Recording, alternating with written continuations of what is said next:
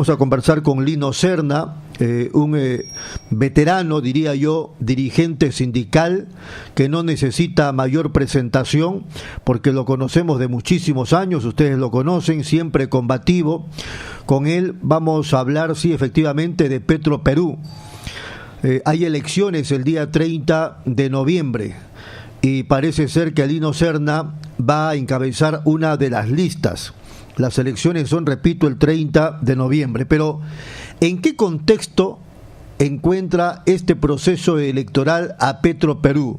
¿Cómo está la situación de la empresa nacional? Sobre esos temas vamos a conversar con Lino Serna, pero yo quería, considerando su capacidad como ciudadano, como dirigente sindical, digamos como representante de las masas, yo quería, sin ánimo de sorprenderlo, pedirle una opinión sobre, algunos dicen, la situación difícil de la política peruana, otros dicen la situación de crisis del sistema, y esto lo menciono a propósito de las declaraciones de Marcelo Odebrecht ayer ante un pool de fiscales peruanos. Como ustedes saben, Marcelo Odebrecht está alineado ya en el tema de testigo colaborador eficaz, ¿no es verdad? Bueno, en la tarde los congresistas fujimoristas aplaudían porque su abogado les había dicho que estaba satisfecho con las declaraciones de Odebrecht. No podía revelar qué cosas había dicho porque se da la reserva del caso, y parece ser, o lógicamente, que el abogado le comentó a Keiko las cosas de manera privada, las cosas que había declarado Odebrecht. El asunto es que de manera espontánea, entre comillas, en el Congreso, los parlamentarios fujimoristas se levantaron, aplaudieron, vivaron y todo lo demás. En la noche han declarado por radio, televisión, prensa escrita, inclusive páginas digitales, hablando de que Odebrecht no conoce a Keiko, que nunca le ha dado plata, etcétera, etcétera.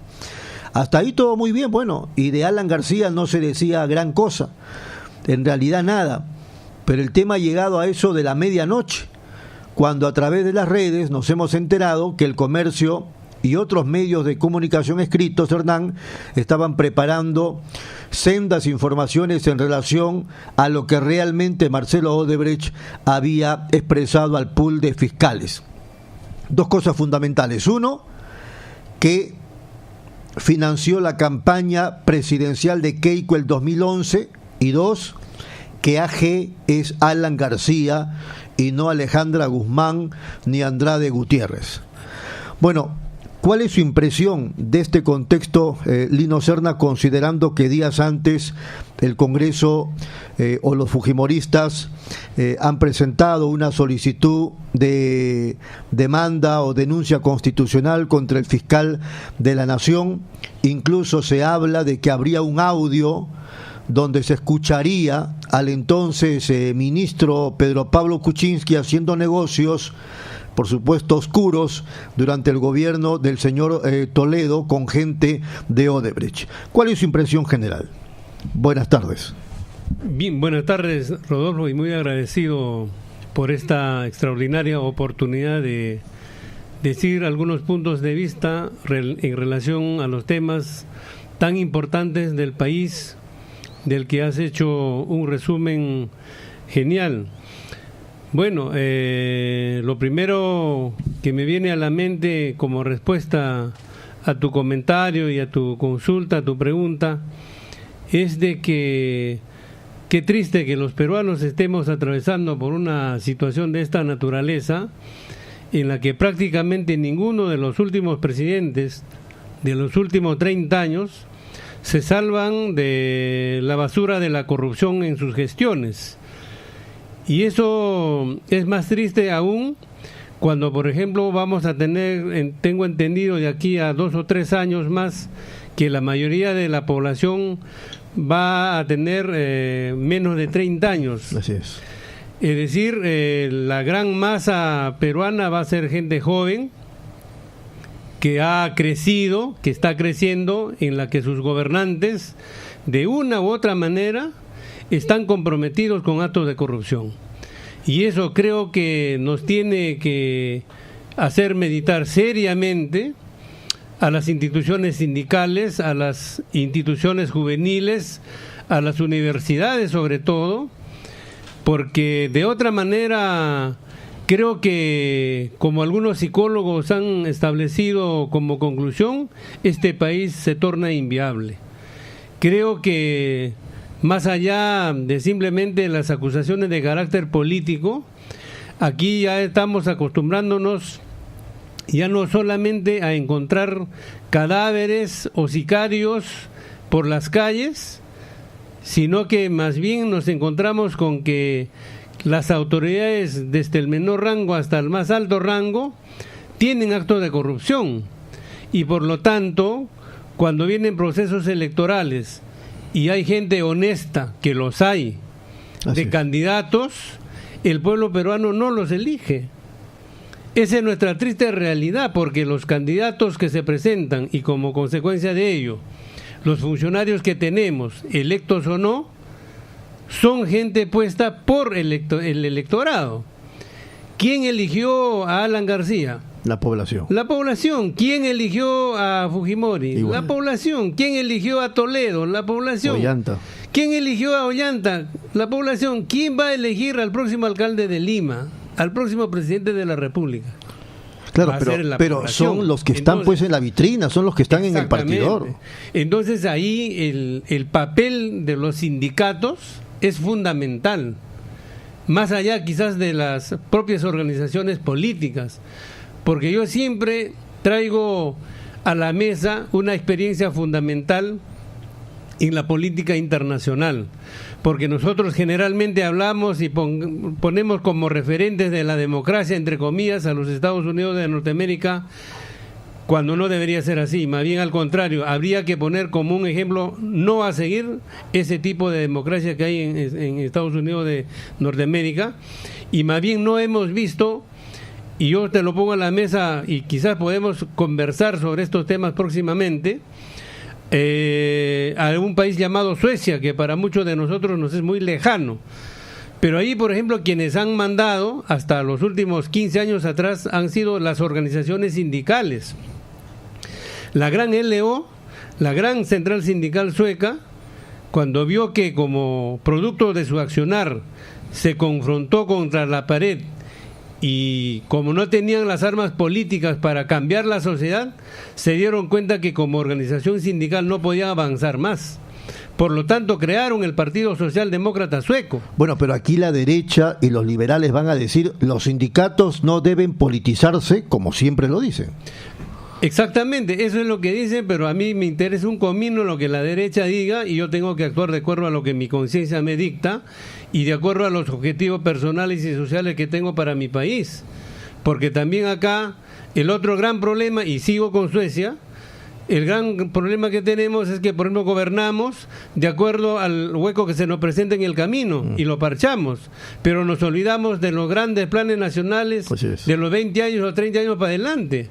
Lo que en Suecia, por ejemplo, eso no se hace así.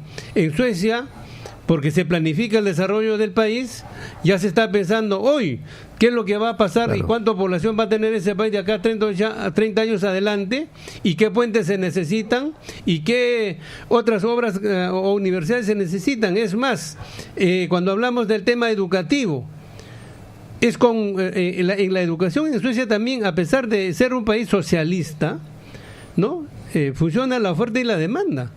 ¿Y a qué me refiero? Por ejemplo, las universidades de Suecia, cuando ven que ya no hay oferta laboral para un médico y a un abogado, ninguna universidad manda a postular a sus hijos a las universidades. Claro, porque resultaría una estafa. Como lo es aquí. Así es. Y aquí vemos, más bien al contrario, se ha constituido la educación en una gran estafa, más que un negocio. Porque por los negocios todavía podríamos pasar, aunque creo que no, pero podríamos pasarlo, pero aquí ya es una gran estafa. Y producen profesionales en serie. Así es. Por ejemplo, nos han metido un chip eterno en la cabeza y tenemos como cultura nacional de que mi hijo debe ser abogado, mi hijo debe ser ingeniero. Oiga, pero si para ingenieros solamente tenemos 1.000 vacantes en el Perú y en estos momentos hay 50.000 ingenieros, ¿para qué manda a estudiar ingeniería a su hijo, por favor, por amor a Dios?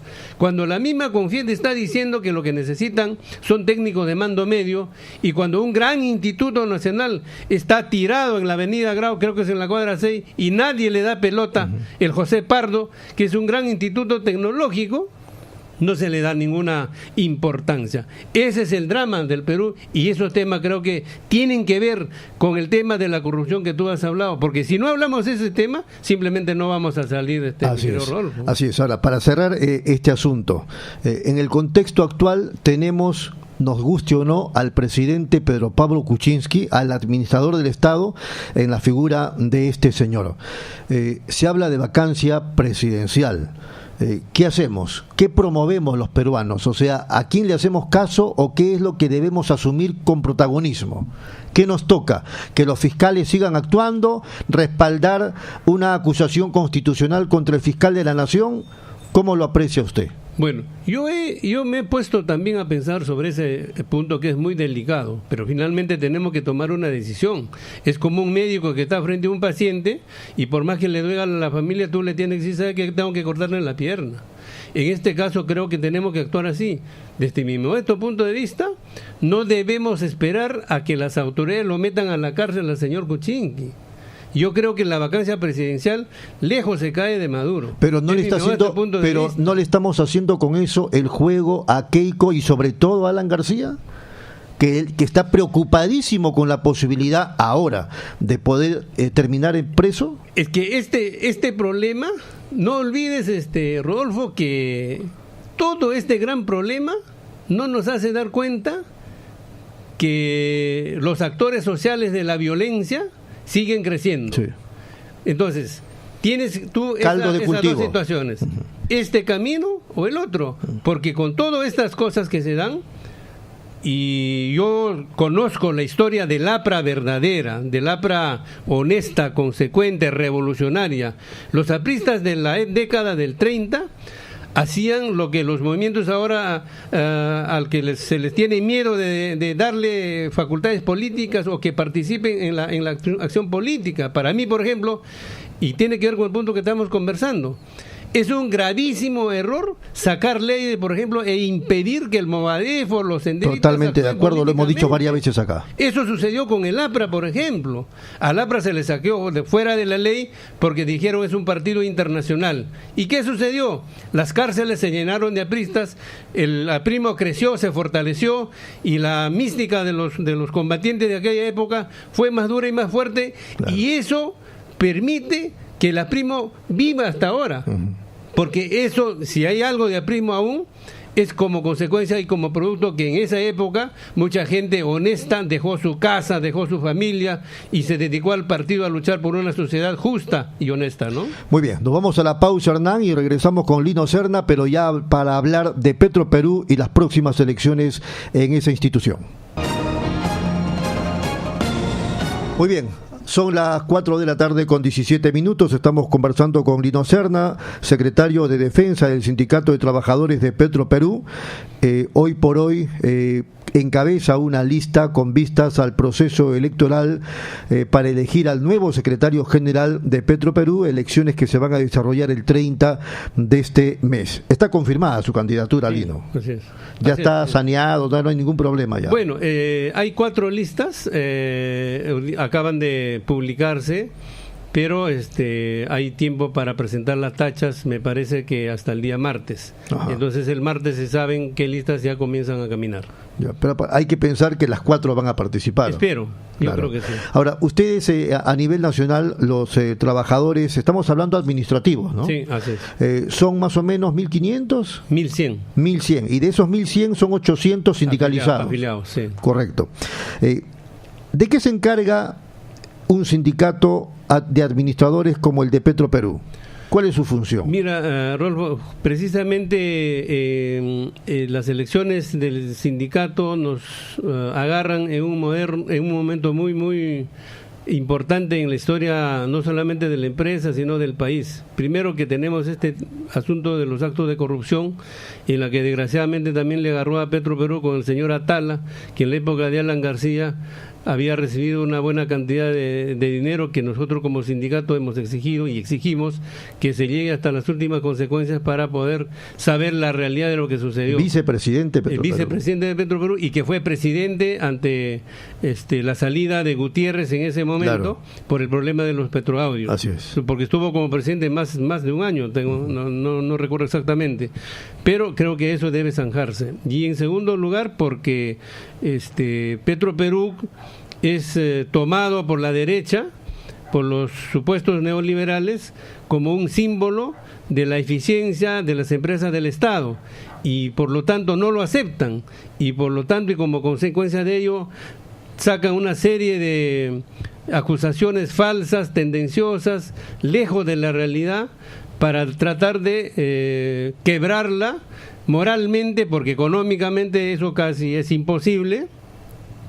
De tal manera que nosotros en ese sentido como sindicato lo que queremos es expresar esos puntos de vista para defender a Petroperú como empresa de todos los peruanos, y que no suceda pues de que se privatice haciéndola llegar a precios irrisorios con esta campaña que sobre todo está dirigida por el Grupo del Comercio, porque el mismo Grupo del Comercio está interesada en comprar Petroperú. Por lo tanto, aquí hay que hablar claro y que la opinión pública sepa de que cuando los programas de televisión del Grupo del Comercio como Cuarto Poder o Canal 4 o RPP hablan en contra de Perú, no lo hacen sanamente, sino lo hacen como futuros compradores de la empresa. Por lo tanto, como parte interesada. Exactamente, como parte interesada, por lo tanto, su posición no tiene valor. De tal manera que nosotros queremos denunciar y esclarecer de esa situación, porque sobre todo en el tema del oleoducto se ha hablado tanto y se nos ha embarrado tanto con tanta mentira, que el mismo Sinermin se ha encargado de desmentirlo, porque ellos han señalado como conclusión final de sus investigaciones que de 13 derrames, 10 derrames han sido como consecuencia de actos delictivos de gente. Estamos hablando de sabotaje. De sabotaje, que para nosotros nos hace creer que simplemente quienes quieren comprar Petroperú están usando a gente tercera. Están promoviendo estos sabotajes. Claro, y para decir lo que justamente están diciendo. Sí, mira, Petroperú no puede ni siquiera darle mantenimiento al oleoducto en suma es y quiere ineficiente. hacer la modernización de la refinería de Talara, ¿no? Ese es el mensaje que tratan de hacer llegar a la población, y que nosotros, Rodolfo, desgraciadamente no tenemos la misma oportunidad de decir estos puntos de vista, por ejemplo, en Canal 4, que jamás nos han querido entrevistar. Ahora, Fujimori no pudo privatizar Petroperú, pero la canibalizó. Exactamente, la canibalizó, pero Fujimori, entiendo yo que básicamente no lo pudo privatizar por razones políticas, porque tú sabes que los combustibles, el petróleo y la gasolina es arma política. Entonces, si es que el grupo privado comienza a levantar el precio de los combustibles, todos los productos comienzan a subir. Así Entonces Fujimori, me parece a mí, de que vio esa estrategia y siendo un gobierno populista sí, exactamente, no lo podía hacer. Así es. Bueno, ¿por qué ahora sí? ¿Por qué ahora sí estos nuevos gobiernos han intentado o intentan privatizar Petroperú? Es que lo que sucede es el mismo. Que los que gobiernan el Perú, mi querido amigo Rodolfo, no son pues en realidad los propios movimientos políticos o partidos, son los grupos de derecha. Por ejemplo, que están detrás en de el ellos. caso de Alan García, en el primer gobierno se podría decir que se hizo un gobierno que se impulsó desde el partido, pero que lo hizo a nivel personal el señor Alan García y sus amigos con los 12 apóstoles. Pero en el segundo gobierno es clarísimo que quien gobernó fue el Grupo del Comercio, fue la derecha peruana. De tal manera que incluso la línea política y programática del Partido Aprista fue dejada de lado, lo encarpetaron, lo pusieron a un tacho de basura y gobernaron con esa tesis del perro del hortelano, que lo publicó inclusive el diario El Comercio. Bueno. Y allá dijo, hay del día en la que el comercio hable bien del APRA. Y eso sucedió, ¿no? Bueno, En las actuales circunstancias, ¿cómo está la situación de la refinería de Talara? ¿Finalmente se está llevando a cabo el proyecto o ha quedado en stand-by? No, la refinería de Talara está avanzándose, ya se está llegando prácticamente al 66%. ¿Quién está poniendo el billete de obra. Nosotros, ese es otro punto que a nosotros... Ya están llegando casi al 70%. Casi al 70%. Y a nosotros nos da mucha cólera, nos da mucha bronca cuando se dice, ¿cómo es posible que el Estado peruano gaste tanta plata en la refinería de Talara? No, es plata que genera el propio Petroperú. Lo podemos utilizar para la escuela, para la carretera, etcétera. Es mentira eso. Es mentira.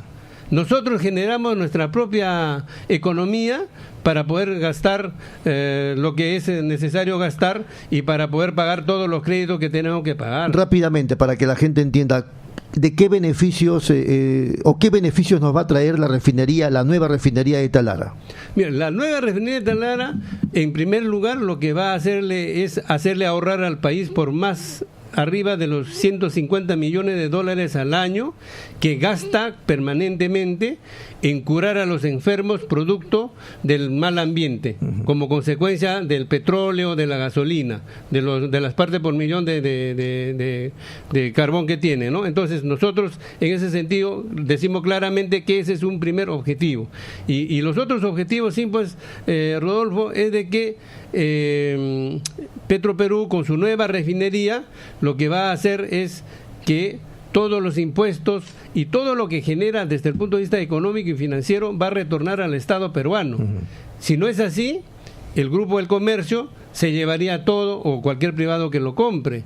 Por ejemplo, en ese sentido, aprovecho la oportunidad también para hacerle un llamado a los congresistas que siempre los estamos fastidiando, y que investiguen la venta o el regalo que hizo el gobierno de Humala de los lotes 3 y 4 a Graña y Montero, ¿no?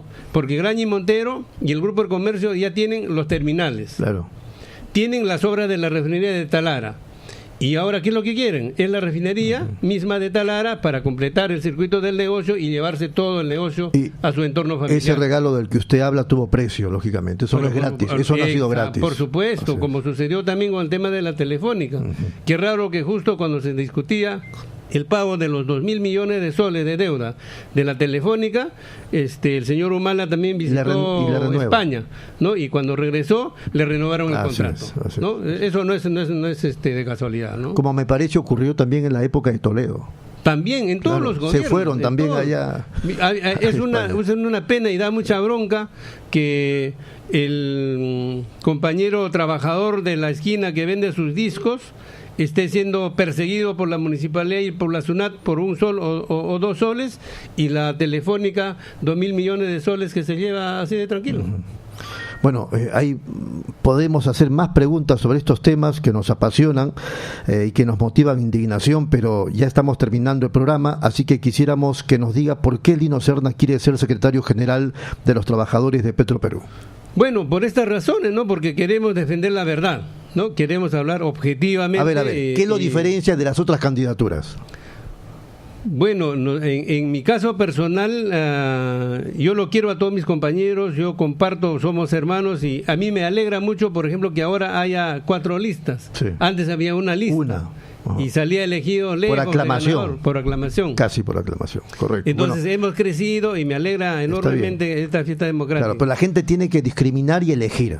Bueno, ¿por qué tendrían que elegirlo usted en relación con los otros 3? Nosotros, en mi caso personal, yo creo que en mi larga trayectoria sindical he podido aprender mucho del oficio, y eso lo he podido volcar a las organizaciones sindicales de Petroperú, de tal manera que creo que eso me da un poco de diferencia en relación a demás compañeros que son nuevos, pero que también les deseo suerte. Pero creo que para poder lidiar con los grandes medios de comunicación hay que tener capacidad de análisis político también. Así es. Hay que tener experiencia sindical para negociar con los grupos se compra de poder, en la esquina. ¿no? Claro. Porque también nos enfrentamos a grupos internacionales. Por eso es que una de nuestras propuestas importantes que tenemos es organizar el gran frente sindical a nivel de toda América Latina, de todas las organizaciones sindicales cuyos países están en la refinería, que como por ejemplo en el caso de Chile, sin tener petróleo, tiene una refinería y es una empresa del Estado. Acá se quejan de que Petroperú sea del Estado, pero lo reciben muy bien a los países con extranjeros respeto, que tienen las empresas que son del Estado, como en este caso el ENAP, ¿no? Así es, muy bien. Diríjase a los trabajadores de Petroperú, ¿qué les diría? Bueno, compañeros trabajadores petroleros, simplemente expresarles mi saludo, felicitarlos por presentar estas 4 listas y al momento de votar háganlo con fraternidad, pero también con sentido sindical, y yo, como ustedes me conocen, voy a estar siempre al servicio de todos, no solamente de los que piensan como yo. Es más, nosotros creemos que la oposición dentro de toda organización es necesaria porque tiene que tener un factor de fiscalización. Muy bien, para terminar, ¿cómo va a ser el proceso? ¿Va a ser electrónico? ¿Va a estar a cargo de la OMPE? ¿Cómo es el tema? Nosotros hemos modernizado nuestro estatuto hace 2 años atrás, que también es mi modesta gestión, y en esta vez vamos a votar electrónicamente, porque de lo contrario teníamos problemas, por ejemplo, con los compañeros que están en el Cusco, que están en Iquitos, que están en Talara o que están en el oleoducto. No podían votar, pero en esta oportunidad eso se facilita y va a estar con la participación de la OMPE. Perfecto, eso garantiza el trabajo. Muy bien, ha sido muy amable, Lino, muchas gracias. Al contrario, muchas gracias, Rodolfo. Ha sido Lino Serna, secretario de Defensa del Sindicato de Trabajadores de Petroperú. El proceso electoral en esta institución del Estado, en lo que a los trabajadores administrativos se refiere, es entonces el 30 de noviembre.